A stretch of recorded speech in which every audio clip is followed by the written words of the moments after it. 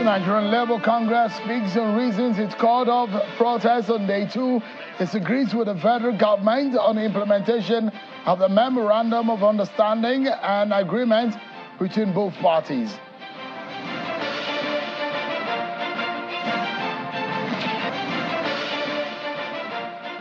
And we shall be dissecting the Tinubu government's policies, the implementation of the Oronsaye report, and some of the economic policies of this government, and how it goes down to the bottom line, the food on the table of the average citizen and the money in their pockets.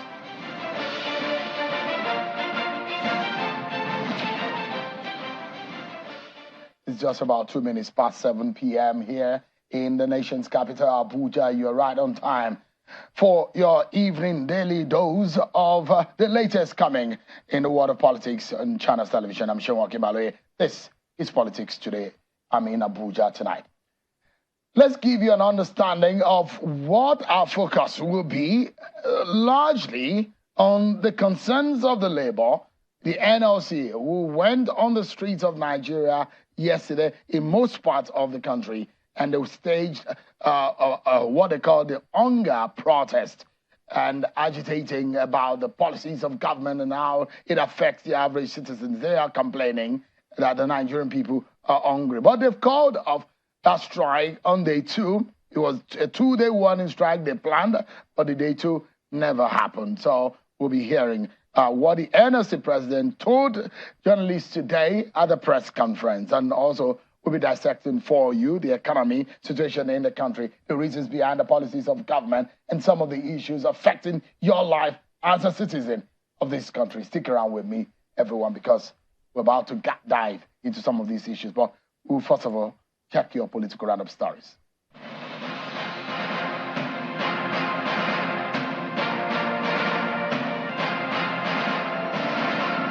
President Bola Tinubu has visited the family of the late governor of Ondo State, Rotimi Akeredolu, in Owo, Ondo State, to offer his condolences.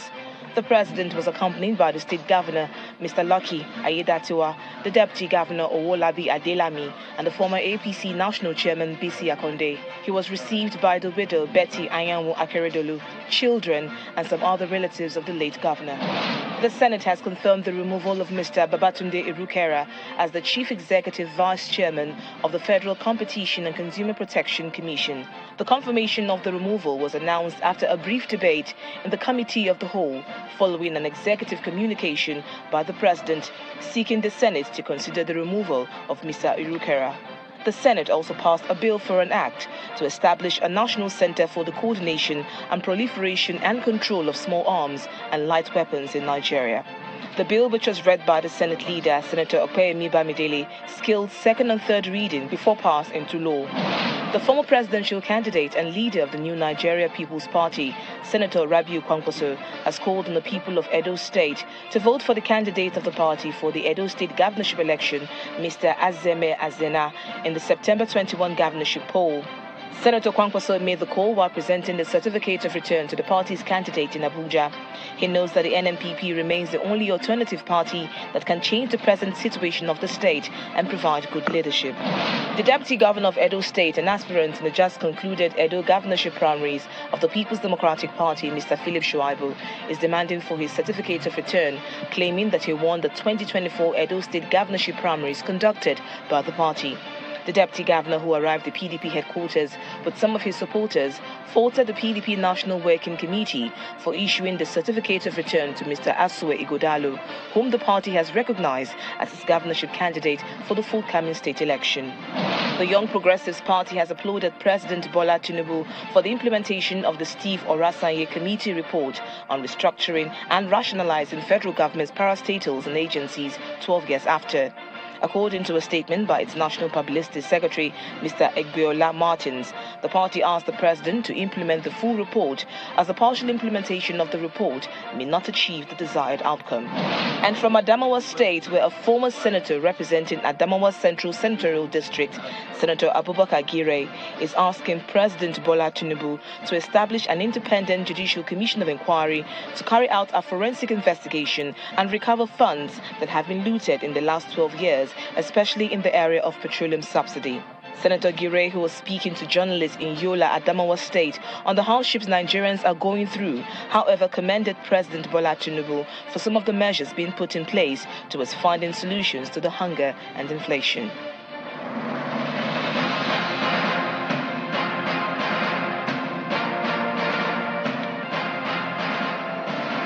Thank you so much, everyone, for staying with us. So let's get to it. So we're now hearing from the NLC. The leadership today faulted claims by officials of the federal government that about 80% of their demands have been met at the federal government. And President of the NLC, Mr. Joe Ajaero, at a press conference today in Abuja, says that substantial part of their demands have not been met, and some that the federal government commenced their implementation, such as a wage award to workers, was done half-heartedly. Mr. Ajaero also commended workers who supported the nationwide protest earlier on Tuesday and urged the government to make good use of the 14 days ultimatum. The Congress will no longer honor any invitation by the government to negotiate on the eve of a planned protest or strike. Take a listen to Joe Ajaero. When we have such an agreement, even from the masses, from the unions, from journalists, you can do analysis on them. The key one that everybody seems to be talking about is wage award. And between that October, September, October, November, December, January, we are now in February. Only 1 month was paid. Some people got 2 months. And between the last time we gave ultimatum, they have paid some of us 1 month or 2. And the people they paid are not up to 40% of federal parastatus, ministries, and other establishments, federal. It is not on board that any state government has paid 35% wage award. Never. You can't tell your citizens lies. It's the issue of tax relief. Some of you are workers in federal establishments. Do you have any tax relief? Which we agreed upon? None. That is a position of the Labour Congress. The President, Joe Ajaero, who was speaking today earlier at the press conference in Abuja, and they've called off the second day. I mean, there's supposed to be 2 day warning protests across the nation, which we saw some of the supporters of the NLC and members trooping out in their numbers in the major cities across the country. But they're saying that the federal government is quite not truthful and not diligent in the implementation. But how much of that is true?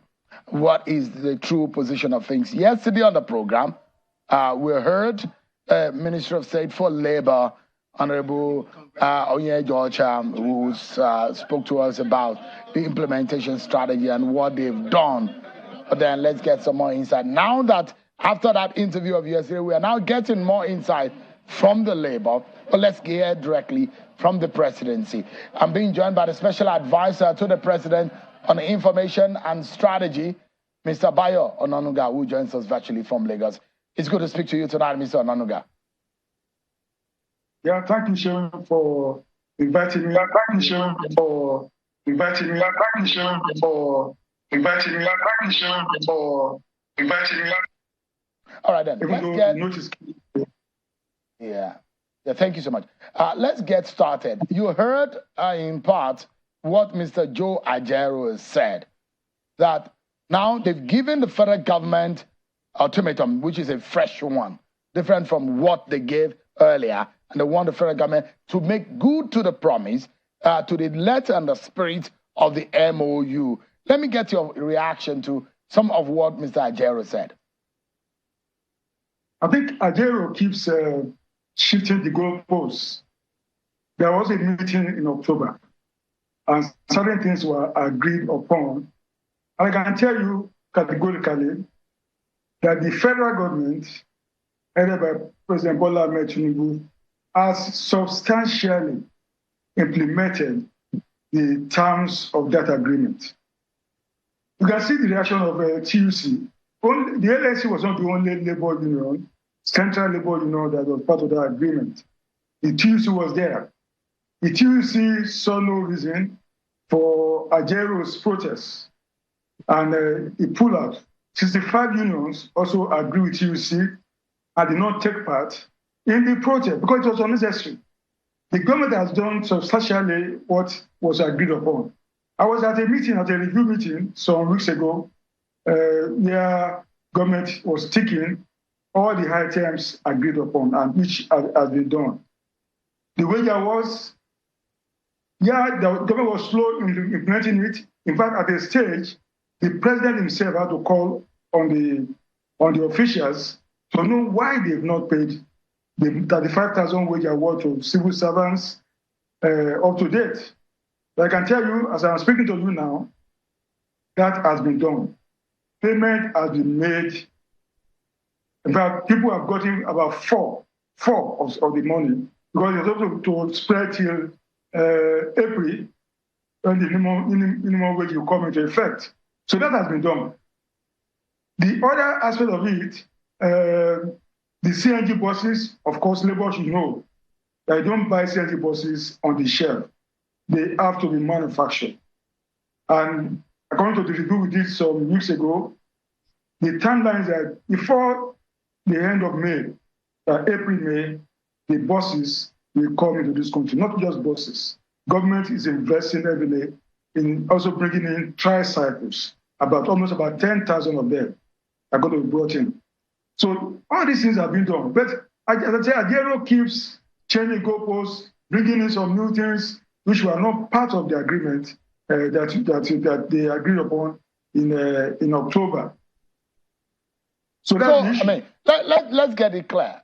Are you isolating Joe Ajaero because he's supposed to be leading the NLC? But from the manner in which you're speaking tonight, it does look like you think that Joe Ajaero may have his own agenda. Is that what the position of the federal government in this matter? No, that's not the position of the federal government. That should be the reading of any reasonable Nigerian, that Joe Ajaero is not actually playing the politics of labor the way it should be played. Sometimes that he appears to me as a very unreasonable labor leader. Why call people on the street when you can sit down and hold further talks with the government of Nigeria to know where the problem lies? And the government would have given Mr. Ajaero and his group the explanation. Whatever has not been done, they would say, this is the reason why we've not done this. But every time he keeps threatening government as if the labor union will have to run the federal government. There's a division of labor. Government is government. Labor is labor. Is that a crime, Mr. Onanuga? Apologies if I'm cutting. Is that a crime when the federal government seems not to be living to its bidding and the labor and the organized labor is putting pressure on the government? Isn't that supposed to be the role of the organized labor, to put pressure on government, for government to be able to do what is right? Is it a crime that Joe Ajaero is leading this charge? What I'm saying is that Ajaero has no point this time around. Absolutely no point to call people on the street and so on. He has no point. Honestly, I tell you, I have some of the agreements here. Government said it will pay 35,000 wage award to federal workers, everybody on government payroll, including myself. And I can tell you, government has done this up to date. Government said it's going to give 75 billion in the president's October 1 broadcast. Said it's going to help small and medium scale companies with 75 billion naira in various categories. The Bank of Industry is implementing this aspect of it. Government promised to bring in CNG buses. It's doing so. It's on stream. One of the problems, Mr. Onanuga, right? Consumption centers for CNG, it's been done. One of the problems is the sincerity of government, which the labor had got to question. That, for example, that the implementation of the item 1, which is the wage award, is been done haphazardly. And starting from last year, it was only 1 month. And because the government was put under pressure, government hurriedly paid the backlog. That is what has been called to question, the sincerity of government to keep to the terms of agreement that is signed with labor. No, as I told you, this government is very, very sincere. This this government cares very much about the workers, not just the workers. Look, the workers are just a fraction of the people of Nigeria. In fact, the entire Federal Civil Service has only 59,000 people, 59,000. So government is even looking at the larger picture. The majority of our people, about 200 million people out there, what are we going to do to help them? And so on. So it's not just workers, not just workers. How many are there? Not just workers. Like as I tell you, this government is sincere. This government has been trying as much as possible to implement all the palliative measures that it agreed with Labour to do. It has even done more. It's planning to do more. Like for instance, the president announced on last week, or was it this week, on Monday, that he's going to pay unemployed graduates some stipends, so that they can at least you put them on a kind of safety net, so that they can stay alive and survive the difficult times that we are in as of today. So, I mean, if you look at all of these, there are 15 items, and Labour says they do not agree with the 85 to 95% pass mark that the federal government has said that is implemented. Labour says that, and this time around, the federal government should not call it on the eve of a protest the way they did this time around, that the federal government should make good to their promise. Did you get that? No, the government just, you see, when a protest is called, you can predict the beginning. You never know how it will end. A street protest can be hijacked by hoodlums. We've seen it before. I remember when I was in the university in the 70s, we went on the march for protest against new fees and so on. Our protest was hijacked. It became bloodier than nobody even expected the way it went. People died. That's the kind of thing the government was trying to ensure does not happen. And that was why the government was trying to appeal to them. There's no need to call people on the street. Let us all be reasonable. Let us sit down and talk over anything that has not been done. We can tell you why it has not been done. And then we move on to implement. So the question is, if you query and question the Labour, what they call the hunger protest, are you saying that there is no hunger in the land? Are you saying there is no hardship in the land? Are you saying people are not facing difficulties? Are you saying the price of commodities are not high? Things are difficult, isn't it? Don't you feel it, Mr. Onanuga? No, I'm not saying so. And this government is not saying so. If anything at all, the leader of this government, President Bola Ahmed Tinubu, has been the one to always acknowledge the difficult times that we are in. He has always acknowledged it. He's never shied away from saying so, from saying, empathizing with Nigerians that understands the pains that Nigerians are going through. And every day is trying to look for ways to improve things so that Nigerians can have a better life and things can get better. People should also understand, the president not just will come and say, I'm removing subsidy, or I'm trying to harmonize the exchange rates. Things were terribly bad when he took over. I needed to take those measures to save this country. This country was in trouble. Financially, we have serious problems, very, very high budget deficit. We was going to spend 97% of our revenue on debt service alone. We were borrowing money to pay workers. Things were getting out of hand. And there's no way things will have continued that way without us going into the ditch financially. There are those who have questioned, Mr. Onanuga, sorry. There are those who have questioned the capacity of the government and that whether or not the promise is made and the fact that in 9 months, see how the indices of our economic and socio-economic life had gone south.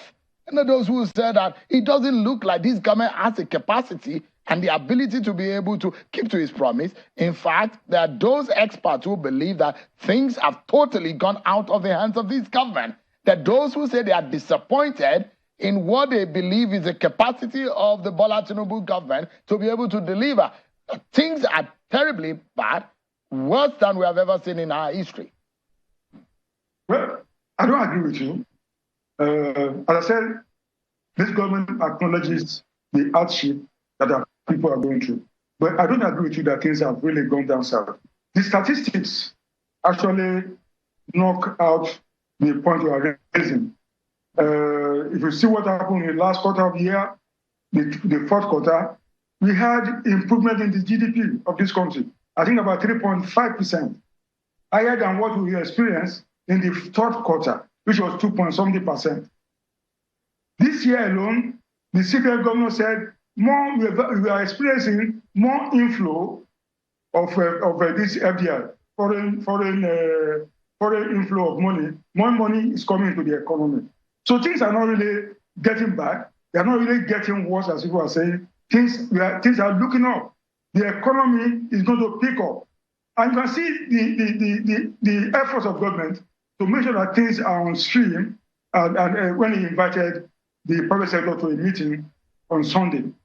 So the president making up all kinds of consultations, making sure that wherever there are some lacuna in government policy, all these things are taken care of.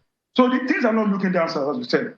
Things are going to get better. They are getting better already, and they are going to get much, much better as we move on into the year. Mr. Onanuga, inflation rate 27-year high, reaching almost 30%. Unemployment rate, Mr. Onanuga, is almost shooting to 35%.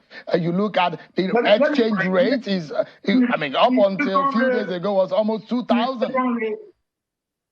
No, that's not true. That's not true. Again, that's not true. Mr. Onanuga, exchange rate on the parallel market was 1,700, 1,600. It just came to about 1,350 in a few hours, a few days ago. The parallel market is not the real gauge of Nigeria's economic health. The parallel market is an illegal market. I don't know why Nigerians, even the media, are feeding on the parallel market. That is not where we should go. What is the CBN rate? As at Friday, the rate for the dollar, in fact, on Thursday was at 1.5. I think on Friday, according to the CBN website, it was at 1.6. So if you look at the exchange rate, even in the so-called parallel market, the exchange rate is stabilizing there. And that's what this country needs. Our economy is too much dollarized. Importers are looking at the exchange rate and using it to fix prices. Some of them arbitrarily, some of them are actually profiteering. Is it a case of saboteurs have taken over the reins of this economy from this government, Mr. Onanuga? Once the CBN succeeds in stabilizing the exchange rate, you will find that a lot of these prices will start going down. People will continue to get relief. And government is the major driver of our inflation is food. Government is investing heavily in that area. Heavy investment. Encouraging dry season farming, to plant maize, to plant wheat. And that's why the president has been trying to liaise with the governors so they can work together and boost food production and bring down the prices of food. All those efforts are on. And that's why I'm telling you, things are not going to get worse. They are going to get better as in the next few weeks. So, that's what we pray. Those of us who don't have option, no other option than to stick with this country. This is what we know. This is what we believe, and we trust that this country will get better. But the fact remains that whether or not this government has what it takes, if it looks like the government is blaming saboteurs, and the question will be whether or not the saboteurs have taken over the reins of the economy from this government. But let me take you quickly. Are you saying you don't have saboteurs? We have saboteurs. Look at what Binance is doing to our economy. How did the government allow the saboteurs to take over? How did the government allow the saboteurs to have a sway? That is why the government moved against Binance. Some people sit down using the cyberspace to dictate even our exchange rate, hijacking the role of the CBN. They just sit down and fix anything they like. And we were told, for instance, that if you don't clamp down on Binance, Binance will destroy the economy of this country. They just fix rate. So it's a digital hijack of the economy. That's what it looks like. Sabotage. It's a digital hijack. There's some kind of hijack. And we are trying to prevent that from happening henceforth. All right. Quickly. So this government has to be committed for recognizing the problem. Go ahead, Lance. Let me get your view. There are those who are also asking questions, Mr. Onanuga, whether or not this government really understands what is going on. When it announced the implementation of the Steve Oronsaye report. Take, for example, Mr. Onanuga, you came out and the government also came out and announced it. But what a lot of people are not averting their minds to is the fact that the Oronsaye report seems to be outdated because at the time the Oronsaye report was published, the number of MDA's recommendation that was made in the Oronsaye report was a reduction of 263 agencies to 151. But since that time and now, the MDAs and agencies have grown to 1,316. Does the government realize that difference and that whatever that is being done is seen as window dressing? Well, I think the government needs to be commended for taking the bold step to implement aspects of the Oronsaye report. Don't forget, this report was submitted to you. I agree with you, some of those, we keep every day, the National Assembly keeps making laws, creating new commissions, new agencies, and so on. But see, what the government has done is to recognize some of them. The Buhari government tried to do that.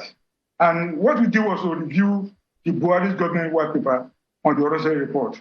And likely, we look at other things, and then we've taken the bold step to begin to reduce the bloated bureaucracy that we have. It's the first step. It's not the end of the step. Mr. Onanuga, it doesn't look like playing the ostrich. You are reducing or subsuming. You are scrapping some agencies. Meanwhile, the government has increased ministries to about 46 or thereabout. No. When government created more ministries, it does not mean that it's really going to, it will mean they're going to spend more money on the ministries. It's just, government created more ministries for efficiency so that they can, instead of giving a minister 3 portfolios, he faces one portfolio. That was a problem the Oronsaye report identified, that creating costs a lot of money. That has to be cut down. So that experts who are saying that the Tinubu government is getting it wrong by saying you are pruning down the number of MDAs, meanwhile you have more ministries than previous administration. Is it possible that this government will look into these in details and perhaps review what is done? So that's what I'm saying. We have taken the first step. And I'm sure this government will continue to look into the size of government and try to pull it down. The president is very much concerned about the cost of running the government.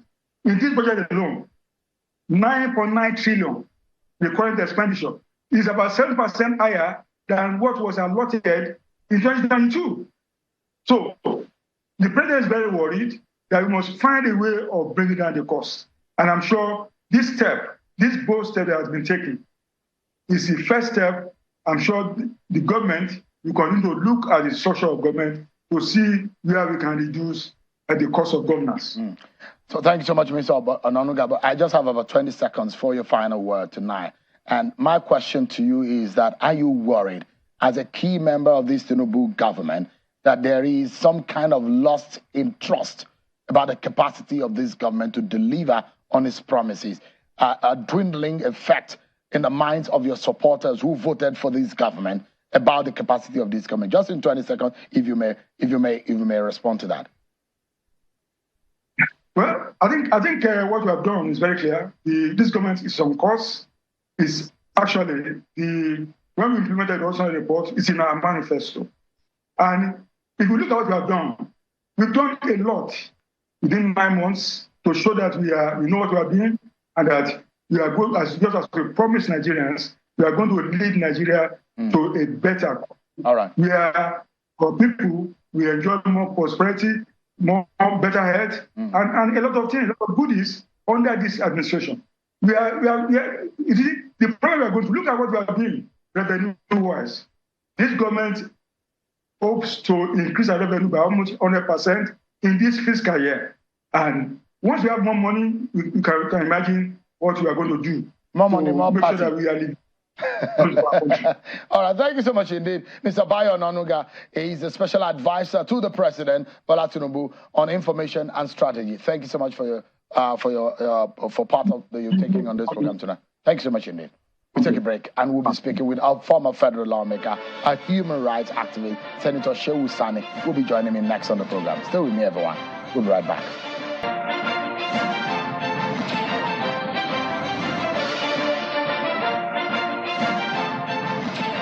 Everyone, Senator Shehu Sani has since joined me.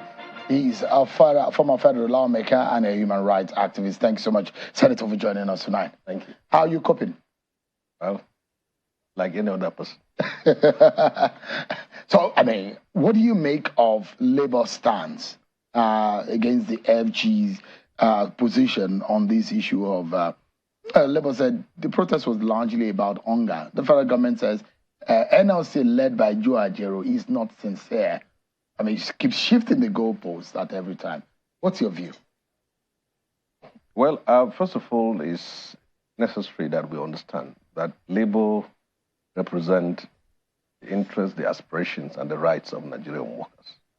So they have that mandate to speak in the defense of the interests of Nigerian workers, advance their dreams and expectations. And the government has a responsibility as a constituted authority to implement programs and reforms. Now, the area of contention here is the economic reform policy that has now touched on the lives of people and has created problems for so many people. Well, naturally, and in history, whenever you have an economic reforms, there is bound to be consequences of that reforms.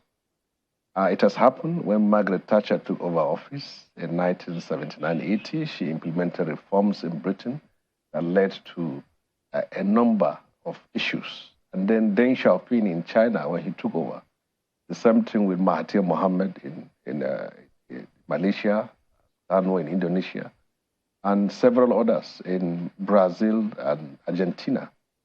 But what those in the position of power need to understand is that when you are implementing economic reforms, you must anticipate the crisis and the issues that will arise out of it, and then you make provisions to address it. But the government in power today has inherited some problems which it was not responsible, and that there are also mistakes which it has made. The problem it has inherited is that what is going on in Nigeria today, if the Buhari administration in the last 8 years has implemented those reforms, then we could have been reaping the benefit of it now. For 8 years, he couldn't remove subsidy. For 8 years, he couldn't stabilize the Naira. And the way we were going about it is that pumping billions, then trillions, then borrowing to subsidize petroleum products. And then secondly, money is being pumped in to also subsidize the Naira. If all these things was done, it couldn't have been. But it's the same party. Buhari handed over to Tinubu. So there's no excuse. Yeah, Buhari handed over to Tinubu, and they have said so many nice things about him. They have praised him, they have eulogized him, and said so many good things. Recently, when a book was launched, praises upon praises on Buhari's administration. And then the same people who praised him will now come and say that this is what he has done wrongly, and what we must be very practical and realistic with ourselves. The problems we find ourselves today originated, was engineered, fabricated, and sustained by the Buhari administration. The Buhari administration institutionally, fundamentally destroyed the Nigerian economy. And then when Tinubu took over power, and he knows that there is not going to be subsidy, and to be realistic, he was very frank during his campaign. He said, I am going to remove subsidy, and whatever protest that will come out of it, I will not back down. This is all on record. And then people went ahead and voted for him. So he has not deceived Nigerians. Now he is in power. So we are paying the price for the mistakes of the past, for the failure of the past, and for what we refused to do in the past. So this is reality. Labour has the right to protest, but Nigeria should not fear Labour protest. The protest that should be feared is the one that will be organized by unorganized civil society. Labour protest comes with notice and comes with specifications and comes with control. We are going to have a protest, and it's going to last for 2 days, and we are going to lead it, and we're going to call for its suspension. Say that when again. The people, sorry. Yeah. This is not labor-oriented at all. I know. The protest that took place was a labor protest. Okay. Led by Nigerian workers. But the one should be feared is the one that will be organized by an unorganized civil society, where the people who are hungry will now come out on the street. Is there such in plan? It is not going to be a 2 days affair, and it's not going to be led by anybody. It's going to be people in the street. So for now, this has happened. Lessons should be taken. We must address the problems of poverty, of inflation, of hunger in the country. At this state, today, people can't pay their rent, people can't pay the tuition fees of their children, people can't afford to eat, but these are consequences of the reforms. If this was done 5, 6, 7 years ago, we couldn't have been. But we have reached, Tinubu is in a dilemma. He has 2 options. The first one is to implement reform, lose popularity, and then put Nigeria on the right trajectory for the future. The second one is to do what other governments do, pumping money to subsidize petroleum products, pumping money to show up the naira, and then we'll reach a point which we can't go further. So it is all left for him today. We have had a trickle of this in 1989 when SAP, Structural Adjustment Program of Babangida, was introduced. And people woke up in a day and see IMF policies implemented sector by sector. And there was protest, if you have not forgotten. Yes, I've not. So this is where we are today. Things we refused to do in the past, we are now facing the reality of it. If the president has to do something, because this has to be, there has to be some low-hanging fruit that will get the lives of people going again, those who are unable to meet their family needs because of these inabilities and inabilities due to the socioeconomic problems of the country. If there's something that needs to be done urgently, what do you think should be? You see, our problems are man-made and homemade. Our problems are ourselves. This is a country that has almost a landmass of about over 900,000 square kilometers. We have 200 rivers in Nigeria. From north to south, east to west, we have well-nourished arable lands that are good for agriculture. What can grow in Brazil can grow in Nigeria. What can grow in Thailand can grow in Nigeria. What can grow in Vietnam can grow in Nigeria. But we kept aside all this and we are expecting manna. Manna is we import everything we want. The question is, God has given Nigeria everything that it needs. Saudi Arabia has no river, but they are not hungry. And they take care of everything. Look at what's happening with Israel. I think they were the last people who had manna. They were not expecting manna, and they are not anticipating any manna. They made their desert green. Everything you can think of that God needs to give to a nation, he has given to Nigeria. But we have not. Is a typical example too. But we have not been able to have visionary, courageous, and bold leaders that will connect our resources, our wealth, our people with our future. So that has been the problem. Leaders have failed, successive leaders have failed this country, and they refuse to implement bold reforms out of fear of consequences. The issue is that if all this reform had a time span to which we say we're going to suffer for 1 year, and then from there we will see the benefit of reform, that will be fine. But the point is that you can't continue to make sacrifices and it becomes one side. Because from what is happening here, it appears it's the poor that are the ones who are sacrificing. Because people in the position of authority doesn't seem to be paying any price. Everyone is living the normal, luxurious life. And if we go on this, in nations that you see sacrifices, in Iran has been under sanction for 45 years. All their refineries are working. Cuba has been under sanctions since 1969 or 59, but all their facilities are functioning.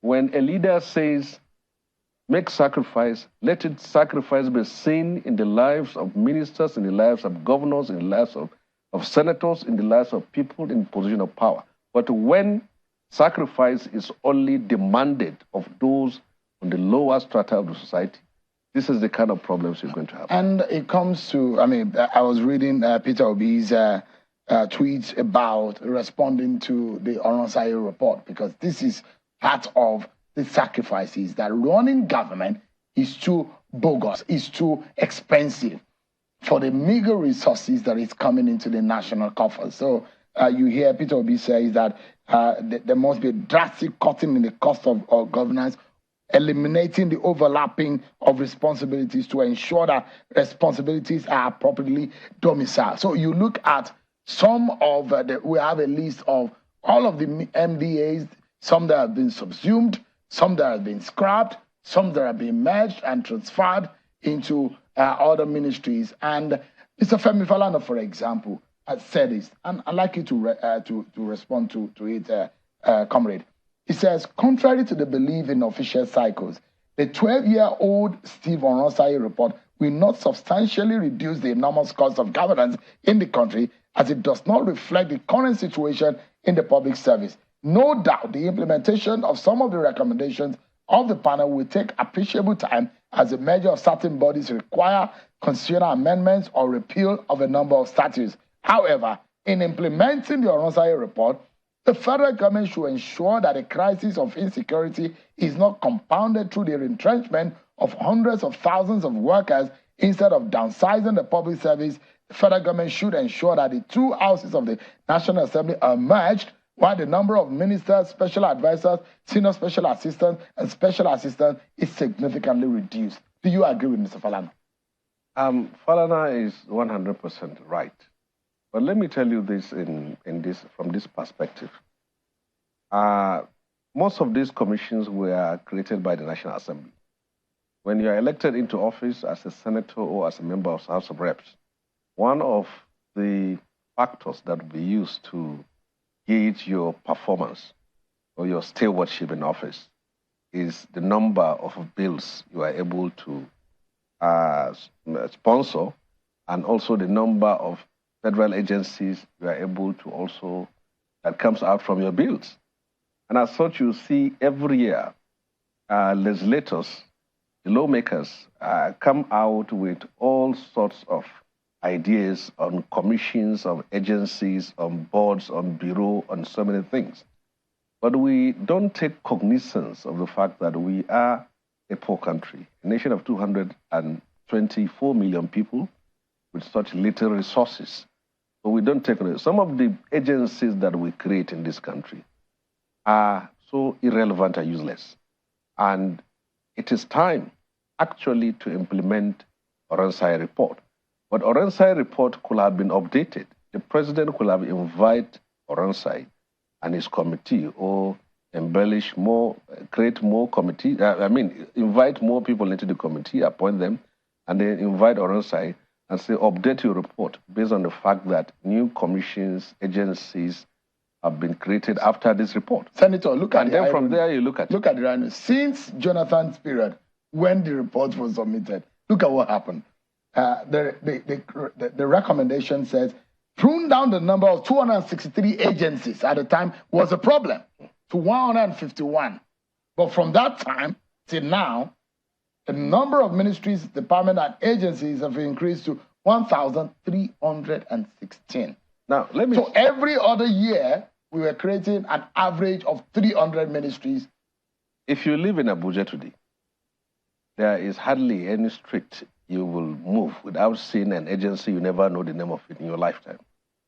It's either one commission on this, or agency on this, or this or that. Now, this is what we do.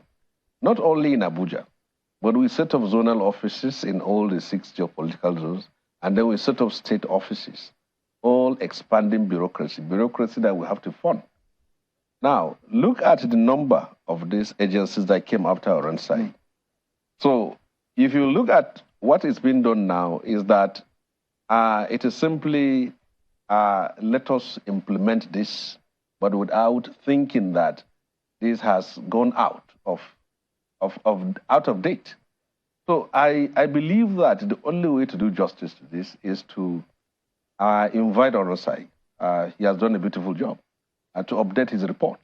And then from there, to be implemented. And government need to understand this. Creating all these multitude of agencies will not solve problems. I had arguments that are being given is that creation of these agencies will make the bureaucracies work. But go around and see. Almost 55% of most of these agencies are living in rented apartments. And you go there, you see some staff, duplication of responsibility and duty. For example, what is the difference between National Human Rights Commission and Public Complaints Commission? You look at it. They're all about human rights. They're all about people submitting petitions and then an agency of government pursuing their issues.